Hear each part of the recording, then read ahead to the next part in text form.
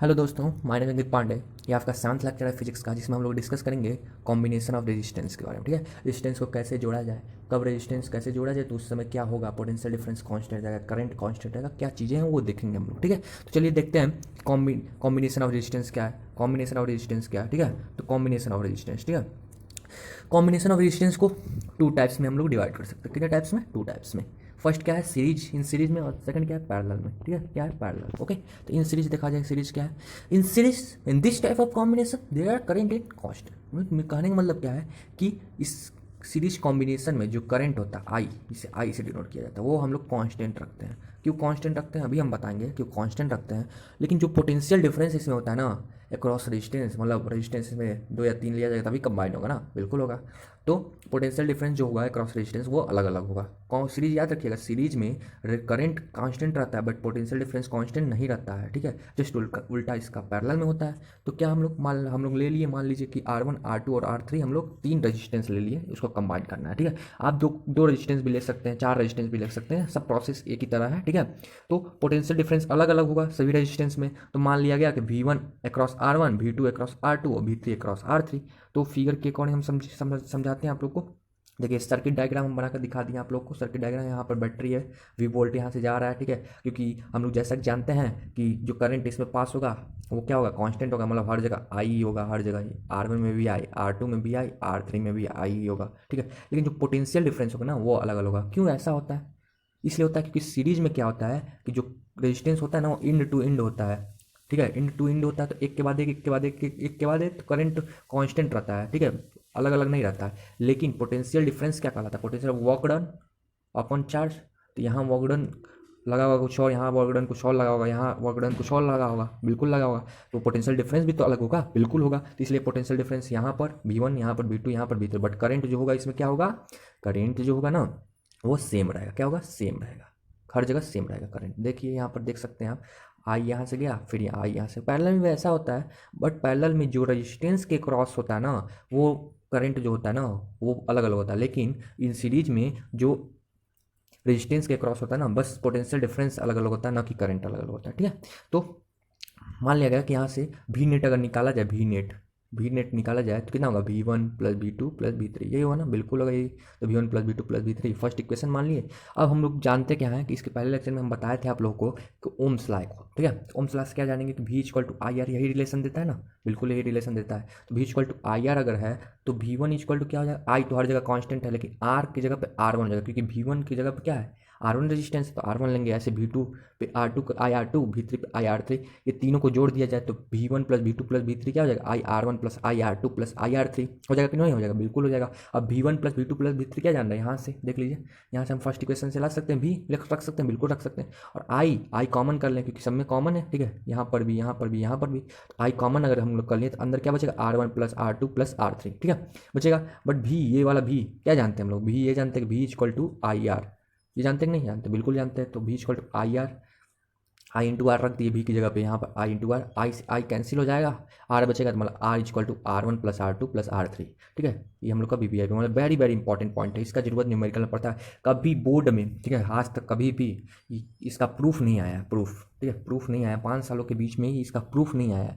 But आगे आ सकता है, कुछ भी कर सकते हैं लोग, इसलिए मैं प्रूफ बता भी दिया हूँ। लेकिन न्यूमेरिकल्स में यही चीज़ें जरूरत पड़ती हैं। ठीक है, R equal to R1 plus R2 plus R3, इसको याद रखिएगा। ठीक है, अब देखिए सेम प्रोसेस हो, यहाँ क्या लिखे, same process to solve all types of series combination taking two resistance और 4 और 5, मतलब जितना रेजिस्टेंस आपको लेना हो उसको कंबाइन करना हो, यही प्रोसेस लगाएंगे। जैसे मान लीजिए चार के लिए है तो यहाँ पर V1 plus V2 plus V3 plus V4, यहाँ सीरीज का बात कर रहा हूँ बस मैं। ठीक है, क्या हो जाएगा, आई R1 प्लस आई R2 प्लस आई R3 प्लस आई R4, आई कॉमन कर लें, फिर वैसे ही आएगा, क्या आ जाएगा, क्या उसका प्रोब्लम क्या आएगा, R equal to R1 plus R2 plus R3 plus R4, यही आएगा ना, बिल्कुल यही आएगा।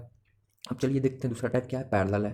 तो पैरेलल में क्या होता है, in this type of combination there are potential difference is const. तो यहाँ पर क्या होता है, पोटेंशियल डिफरेंस जो होता है ना वो कॉन्स्टेंट, मतलब सेम रहता है हर जगह। पोटेंशियल डिफरेंस क्या होता है, सेम रहता है। ठीक है, but current across resistance is different, और जो करंट होता है वो अलग अलग होता है। क्यों अलग अलग होता है वो भी आप जब तक फिगर नहीं देखेंगे तब तक आप जानेंगे नहीं, मैं फिगर देखकर समझाऊंगा आप लोगों को।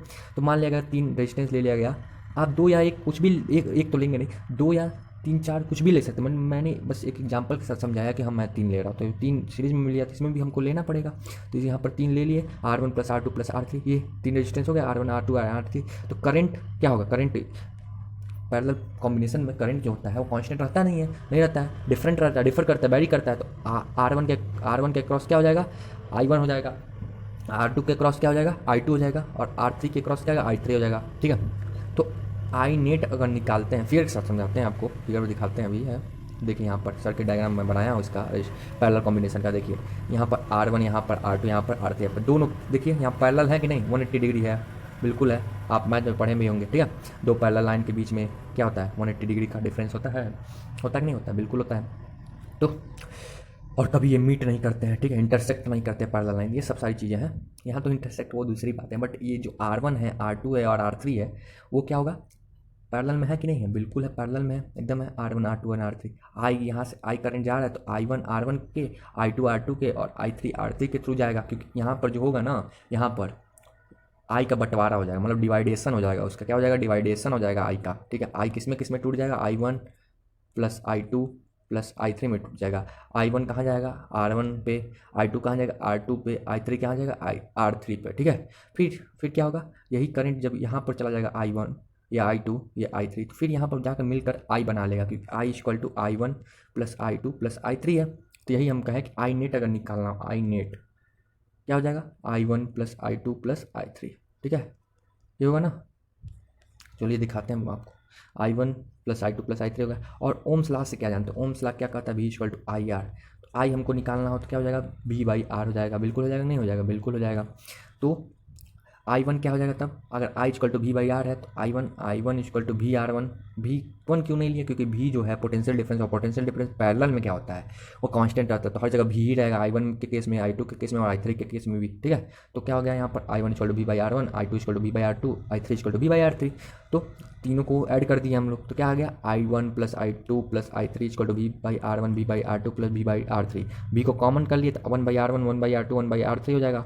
और I1 + I2 + I3 क्या है, I है। ठीक है, आई नेट है ना, वही I है, और V कॉमन कर लिए तो 1/R1, 1/R2, 1/R3 वही लिख लिए। अब I = क्या जाने हम लोग, V/R, ये जाने ना, तो वही पुट कर देंगे। तो V/R जब पुट करेंगे तो V से V कट जाएगा, तो 1/R = 1/R1 + 1/R2 + 1/R3 आ जाएगा, ये आ जाएगा। आएगा कि नहीं आएगा, यही हम लोग का VVIP है। क्या है, VVIP, यही हम लोग को जानना है। ठीक है, प्रूव करने के लिए पूछ सकता है, मैं ऐसा नहीं कर रहा हूँ नहीं पूछेगा, बिल्कुल पूछेगा, पूछ सकता है, आप लोग तैयार कर सकते हैं इससे, बहुत अच्छा मैं बताया हूँ इसमें।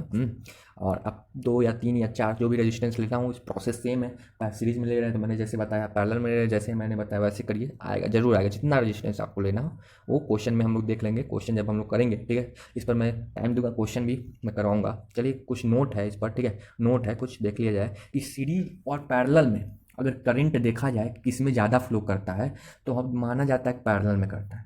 तो बच्चे क्यों ऐसा होता है, हम तो नहीं सोच पाए, हम सोचें तब आपको बताएं। ठीक है, तो देखिए सीरीज में क्या होता है, सीरीज में क्या आया, रेजिस्टेंस का formula R = R1 + R2 + R3, ये है ना।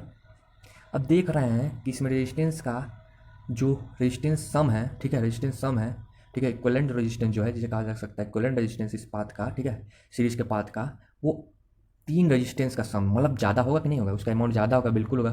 बट पैरेलल में हम लोग देखते हैं ना कि R की जो वैल्यू आती है, इक्विवेलेंट वैल्यू जो आती है ना, वो कम आती है, क्योंकि ये R × R1 + R2 × R3 से कुछ वैल्यू को डिवाइड कर दिया जाता है, जो R2 × R3 + R3 × R1, मतलब इसकी वैल्यू जो होती है ना, अगर इससे कंपेयर किया गया तो इसकी वैल्यू इससे कम आती है, मतलब रेजिस्टेंस की वैल्यू पैरेलल में कम आती है। जब रेजिस्टेंस की वैल्यू कम आएगी तो इसमें करंट जो होगा वो फ्लो ज़्यादा होगा कि नहीं होगा, इसके कंपेरिजन में बिल्कुल ज़्यादा होगा।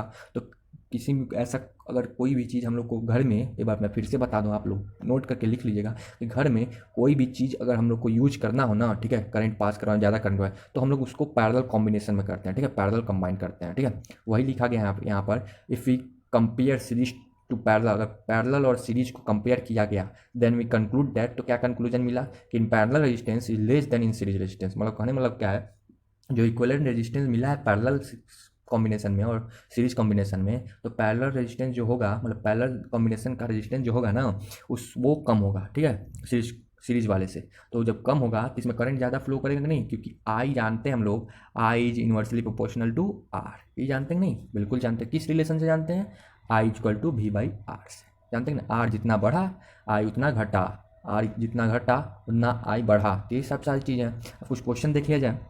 देखिए क्वेश्चन क्या है यहाँ पर, 10 ओम में थोड़ा छूट गया, देख आप लोग लिख लीजिएगा कि 10 ohm and 20 ohm are connected in series, then their equivalent resistance is, क्या होगा, करंट कितना फ्लो करेगा सर्किट में, पोटेंशियल डिफरेंस 10 रजिस्टर के अक्रॉस कितना होगा। क्यों यहाँ 10 रजिस्टर, क्यों टोटल में नहीं किया, किस लिए नहीं किया गया है, क्योंकि हम लोग जानते हैं कि सीरीज में जो होता है वो पोटेंशियल डिफरेंस जो होता है ना, वो अलग अलग रजिस्टर का अलग अलग होता है, मतलब अलग अलग रेजिस्टेंस का अलग अलग होता है। तो आर इक्वलेंट क्या सीरीज में है, तो R equal to R one plus R two, सीधे सीधे कर देंगे, R equal to R one plus R two कर देंगे, ठीक है। R equal to R one plus R two करेंगे तो क्या आ जाएगा, 10 प्लस 20 30 ओम आ जाएगा।